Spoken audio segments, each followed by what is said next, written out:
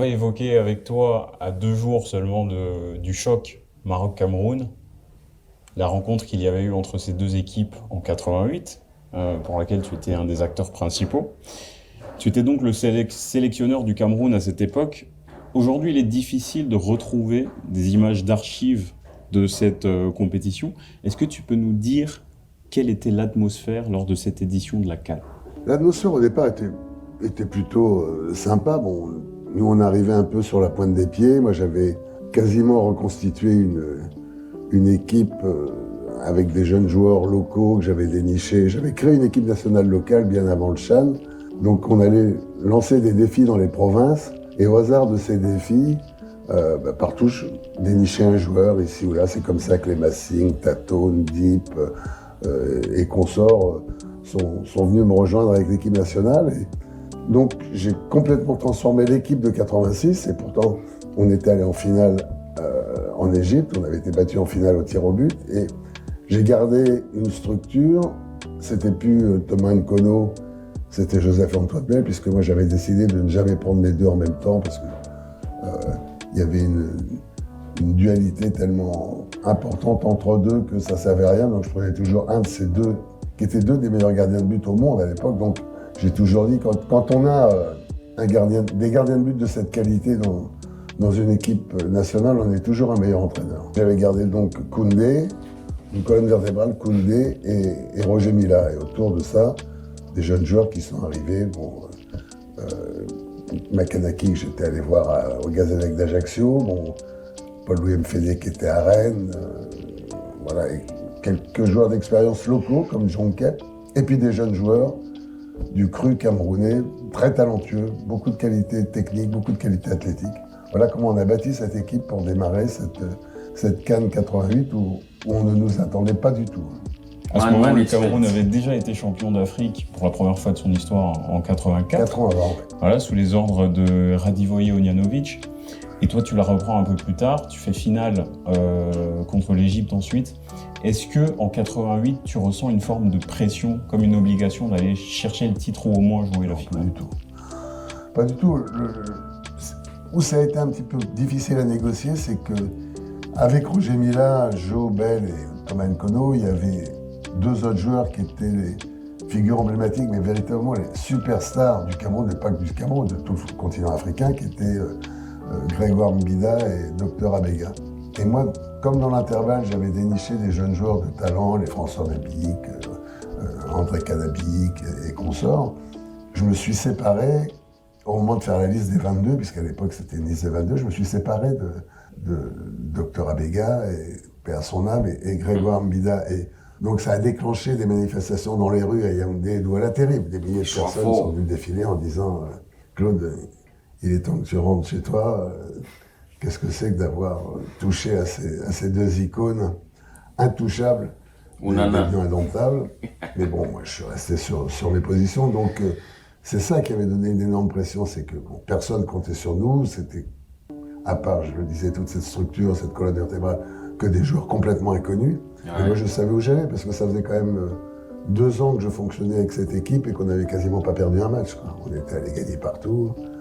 J'avais comme acquis d'avoir gagné la finale intercontinentale en 85, c'est-à-dire que ça m'avait donné un petit peu de temps de respiration, mais quand je suis arrivé au Cameroun, moi j'étais quelqu'un qui finissait une assez longue carrière de joueur professionnel, les gens ne voulaient pas de moi, quoi. Dans la rue au départ, ils me regardaient, ils faisaient « on reprend l'avion, on n'a pas besoin d'un jeune blanc-bec comme toi pour diriger ce qui est notre patrimoine national, les lieux indomptables ». Donc les premiers mois avaient été très difficiles, puis petit à petit, à force de résultats, j'ai acquis une certaine solvabilité, toute relative, au Cameroun. 88, c'était la 16e édition de la CAN. Il y avait 8 équipes, donc l'Égypte, nom du titre, le Maroc, l'Algérie, la Côte d'Ivoire, le Zaïre, devenu RDC, le Kenya et le Cameroun. Et vous étiez la seule équipe à avoir engrangé plus d'une victoire. Vous en aviez eu 3. Est-ce que vous aviez eu l'impression de survoler la compétition ou d'être vraiment supérieur aux autres équipes? Il fallait multiplier les exploits. Il fallait une fois battre le Nigeria, battre le Maroc, battre la Tunisie, battre l'Égypte. Donc c'était déjà une performance de se qualifier pour une phase finale de Coupe d'Afrique des Nations. Il n'y avait que 8 équipes. Et c'est vrai qu'on a perdu en crédit. Notre premier match est contre l'Égypte. Il y a une anecdote, c'est que Joseph-Antoine Bell, à ce moment-là, joue un match de Ligue des Champions avec Marseille. Donc j'ai négocié avec l'OM. Ils m'ont demandé, j'ai dit OK, vous me le mettez à disposition dès le deuxième match. Donc le premier match, c'est pas Joe qui joue, c'est Jacques Songo. Et j'ai expliqué à Jacques Songo que même s'il faisait le plus grand match du monde comme gardien, il ne jouerait pas le deuxième parce que le titulaire allait arriver. Donc moi je prenais un très gros risque, qui a toujours été très bien perçu, et la chance veut que et Jacques Songo fait un très bon match, et on bat l'Égypte, qui était le champion en titre. Parce que c'était les champions de 86 qui nous avaient battus en finale au tir au but. Donc à partir de là, on a 3 points. On sait que normalement, si on continue avec des matchs nuls, on peut s'en sortir. À partir du moment où on a battu l'Égypte, on pense naïvement battre le Kenya, qui c'est à peu près la seule période de leur histoire où ils ont une équipe très forte. Tu disais, vous entamez votre compétition avec une première victoire 1-0 contre l'Égypte, puis vous enchaînez 2 matchs nuls contre le Nigeria et le Kenya, ce qui vous permet d'aller en demi-finale. Et là, vous rencontrez le Maroc à domicile. On est le 23 mars 1988, ça se passe au stade Mohamed V de Casablanca devant plus de 45 000 personnes. Est-ce que tu peux nous raconter ce match? On arrive assez serein parce que déjà, on sort d'une poule quand même avec Nigeria-Égypte. Donc déjà, c'est le début d'une petite performance, quoi. Moi, j'ai commencé mon aventure en Coupe d'Afrique 2 ans avant, sans perdre un match, en sortant dans notre groupe de qualification l'Algérie et le Maroc, qui étaient les 2 qualifiés africains pour le mondial, déjà. En 86, il y avait 2 équipes africaines, et c'était l'Algérie et le Maroc qui étaient dans notre groupe de qualification en Égypte. Donc, je sors de cette Coupe d'Afrique des Nations sans avoir perdu un match, juste au tir au but en finale. Et là, on enchaîne à nouveau par 3 matchs invaincus dans la poule. Le Maroc, moi, je ne cesse de répéter aux joueurs d'être complètement relâchés parce qu'on a tout à gagner. Il y a cette équipe du Maroc qui est éblouissante techniquement, qui a vraiment un talent énorme, une addition de talent énorme, puis en plus, qui a de la qualité collective. Ils ont une petite faiblesse sur laquelle on travaille des jours et des jours, c'est que leur côté gauche défensif, selon moi, mais bon, ils cherchent trop vite, trop loin devant les bons joueurs de tête qui étaient Crimo, El Adaoui un peu en retrait. Donc on abandonne complètement le côté gauche défensif marocain, on les laisse développer le jeu, on ferme sur l'intérieur et sur le côté droit. Et si bien qu'avec mes grands gabarits, Abedin, Koundé, Tato et compagnie, on récupère tous ces ballons aériens et là on peut repartir de derrière tranquillement. Donc je pense que tactiquement on avait incroyablement bien préparé ce match.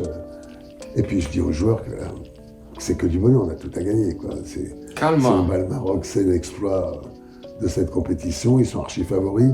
Donc on arrive très relâché, c'est un match très très serré. Ils sont dangereux 2 ou 3 fois. Antoine Bell fait 1 ou 2 arrêts, Zaki aussi dans le but.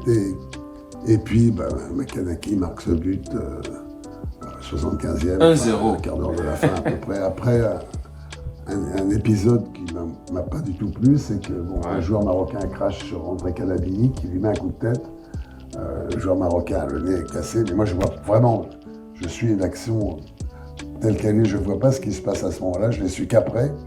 J'ai hésité longuement pour la finale même à mettre André parce que bon, quand on est entraîneur, on peut pas valider ce genre de truc. Et moi j'adorais André Calabini qui était un joueur d'une qualité technique incroyable, mais aussi qui avait le son très chaud et qui avait eu tort d'avoir ce geste-là en demi-finale, mais provoqué par le joueur marocain. Ce but de Cyril Makanaki, beaucoup d'entre nous ne l'ont pas vu, ne le verront peut-être jamais. Est-ce que s'il te revient, tu peux nous le décrire? C'est une frappe en dehors de 16,50 m, comme à la Makanaki, c'est-à-dire qu'il était toujours d'une très grande précision. Il n'avait pas une énorme frappe de balle, mais il jouait très juste. Et donc il met un ballon dans le coin, très très bien frappé, pas très fort. Zaki est un peu masqué au départ de l'action et voilà, ça suffit pour aller en finale. Coup de sifflet final, comment tu décris la colère ou la tristesse chez les supporters marocains? La colère, elle est terrible parce que dans l'intervalle, ils ont annoncé que le joueur était mort. Il n'y avait pas les fake news d'aujourd'hui, chantage émotionnel et tout, mais la rumeur, on reste 2 heures dans les vestiaires avant de pouvoir quitter les vestiaires. 2h30, très longtemps. Ma femme est là au match, elle est là avec Louis Nicolin, le président de Montpellier, parce que Roger jouait à Montpellier, et Jean-Pierre Hureau, le président du Havre, parce qu'Émile Bou joue au Havre. Et elle s'inquiète, donc elle ne peut pas m'appeler, il n'y a pas de portable. Moi, je dis, bon, il faut trouver une solution, il faut que j'aille voir les parents. Moi, je suis effondré, quoi. Effondré, parce qu'on y croit jusqu'au moment où un journaliste français, Patrick Lafayette, qui était patron de la rubrique foot de l'équipe, vient nous dire, non, c'est une rumeur, c'est pas vrai, il a le nez cassé, mais c'est tout. Énorme soulagement, mais franchement, le gouvernement et le royaume ayant peur un petit peu de représailles, les blindés arrivent autour de l'hôtel. On est protégé par les blindés après cette demi-finale, et donc on vit jusqu'à la finale dans une atmosphère très très pesante, parce que les Marocains vivent très douloureusement cette défaite en demi-finale, et en plus cette blessure de leurs joueurs. Mais paradoxalement, moi j'avais pas envie de rester pendant 3 jours à l'hôtel, donc le lendemain j'ai dit à ma femme, on va aller découvrir un peu la campagne autour de Casablanca. Tout le monde me dit, il faut pas y aller, vous allez avoir des ennuis et tout, et moi j'avais fait des déclarations en regrettant ce geste et tout, et finalement on est partis tous les deux. On a été reçus vraiment à bras ouverts dans les villages des gens, d'une gentillesse incroyable. À chaque fois, j'étais obligé de leur présenter mes excuses pour ce mauvais geste. Mais non, puis de là est née vraiment une histoire d'amour avec ce pays, parce que j'y reviens souvent, quand on a quelques jours de libre, on adore Tanger, donc on va passer quelques jours à Tanger. Mais les heures qui ont suivi la finale ont été très lourdes. Pendant une demi-heure, on a cru que le joueur était mort, donc ça, imaginez, être sélectionneur d'une équipe en face, c'était terrible, quoi. Je revis ça encore, et heureusement que d'un seul coup, on nous a démentis. Et puis après, on a eu, alors on ne sait plus, on nous disait 60, 70 000, on ne sait plus, parce que le stade était plein à craquer. On a eu, pour la finale, 60 000 supporters du Nigeria, avec 1 millier de Camerounais, puisque tous les Marocains qui avaient acheté leur billet pour la finale étaient là, et tous, bien évidemment, étaient devenus des supporters naturels du Nigeria. Oh là là, les gars, oh là là, les Marocains, votre CAN va prendre fin vendredi. C'est-à-dire vous allez revivre. Et ceux qui n'avaient pas vécu, voilà, ceux qui n'étaient pas encore nés à cette époque-là, vous allez vivre le cauchemar de 88. Vous allez le revivre. Tenez-vous tranquille. Les amis, ce match promet d'être un match très très tendu. Vous avez suivi ce que tonton Claude a dit, l'incidence qu'il y a eu entre le joueur camerounais et le joueur marocain. Le nez cassé qui s'est transformé en joueur mort. Non, mais j'imagine que ça a été très traumatisant, très compliqué de vivre dans cette atmosphère-là. C'est-à-dire même pour se préparer pour la finale, j'imagine que c'était très compliqué. L'atmosphère tendue, vous ne pouvez pas vous déplacer tranquillement. Et malgré tout ça, on réussit à gagner, les amis, contre le Nigeria en finale. Un stade plein avec des Marocains, des Nigériens, c'est-à-dire des Marocains qui sont venus donner la force aux Nigériens pour les voir battre le Cameroun. Oh non, les amis, c'est pour ça que j'aime ce lion. C'est pour ça qu'on a là, on peut parler ici en Afrique. Imaginez comme ça tout un stade contre vous. Tonton Claude a dit, il y avait quelques milliers de Camerounais. Le reste était contre le Cameroun. Imaginez les sifflets, imaginez tout ça, toute cette pression-là. Malgré ça, on réussit à gagner là-bas. Les Marocains, vous allez revivre ce cauchemar-là. Vous allez le revivre. Et en plus de ça, hein, les gars, le Maroc a une série d'invincibilité de... C'est 32 matchs, non? 32 matchs, ou c'est 30 combien de matchs? 100 défaites à domicile. Nous là, on veut cette série-là. C'est nous qui voulons mettre fin à ça. On veut la tête du Maroc. C'est-à-dire toute bonne chose finit par se finir. Que ça se finisse mal, que ça se finisse bien, ça finit toujours. Vendredi, on n'a rien à perdre. on n'a rien à perdre, on a tout à gagner. Vous avez suivi tonton Claude.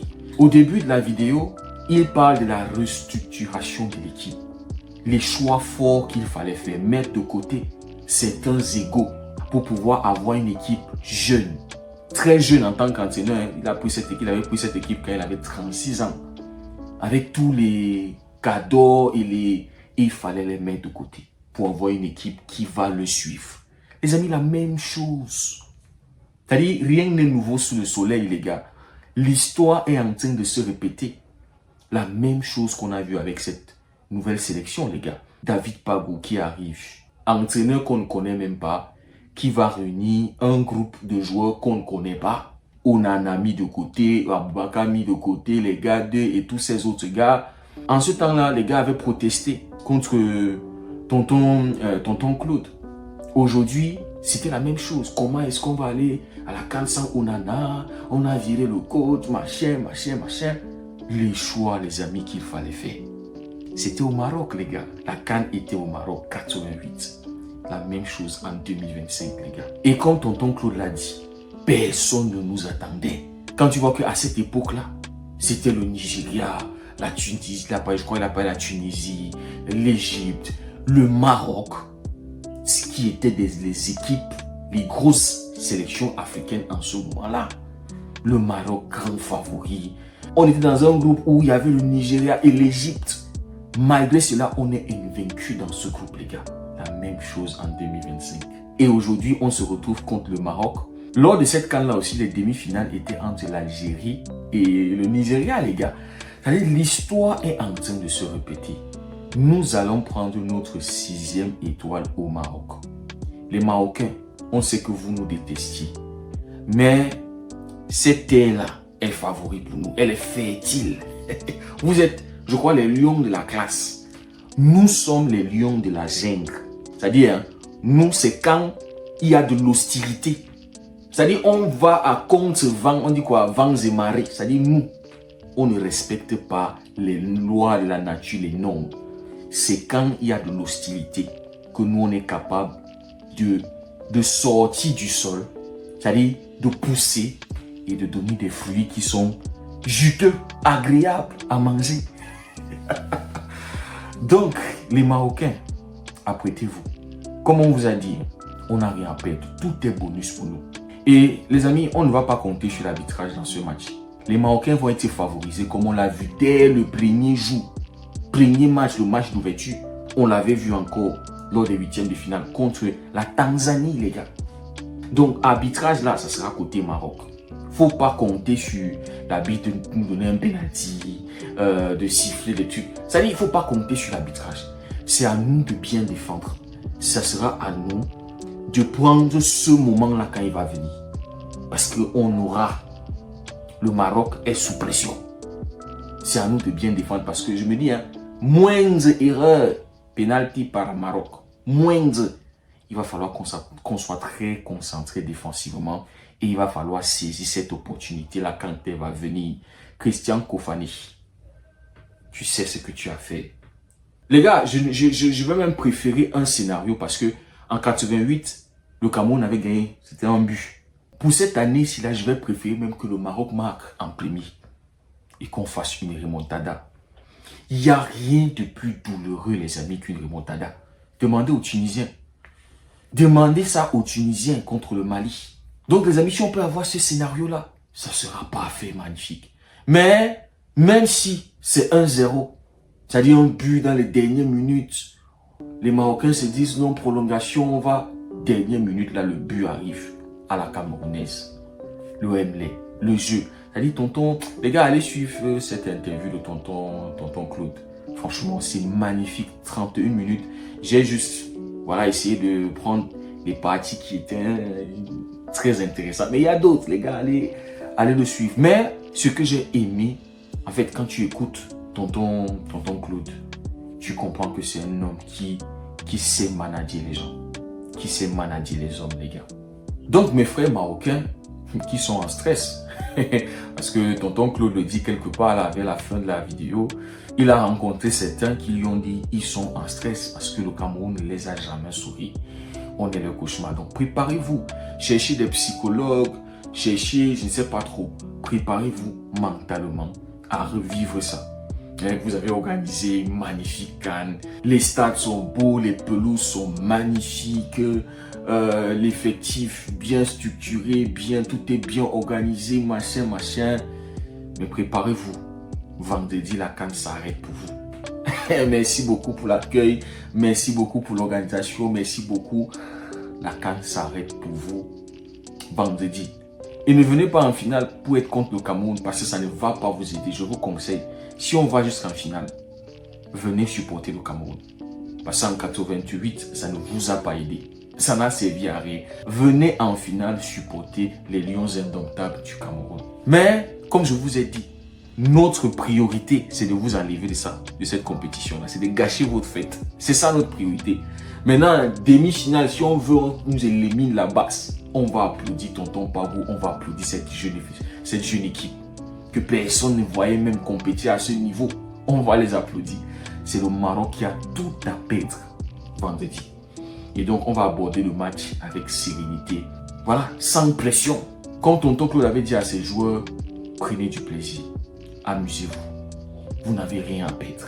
Au contraire, c'est vous qui avez tout à gagner. Donc, les Marocains, vous savez ce qui arrive demain. Les amis, dites-moi ce que vous en pensez en commentaire. Si le contenu vous a plu, n'hésitez pas à liker, partager. Pour ceux qui découvrent cette communauté, n'hésitez surtout pas à nous rejoindre. Merci beaucoup d'avoir suivi la vidéo. On se dit à très bientôt. Passez une belle journée. Que Dieu vous bénisse les gars.